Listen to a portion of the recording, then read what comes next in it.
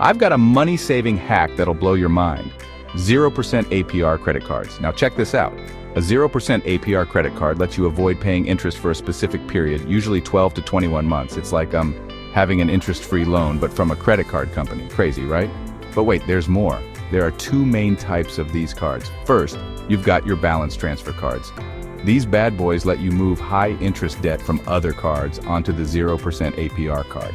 Yeah, there's usually a fee, like 3 to 5% of the transferred amount, but it's way less than what you'd pay in interest. Then there's the new purchase cards. These offer 0% APR on new purchases during the promotional period. Now let's talk about when to get one of these cards. For balance transfers, you want to do the math.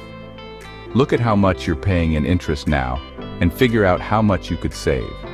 The ideal time to open the card is when you can pay off the balance before the promotional period ends. For new purchases, open the card before you make that big buy. But you know what?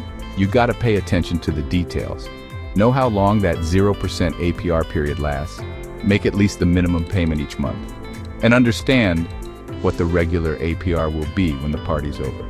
Trust me, it's worth taking the time to get this right.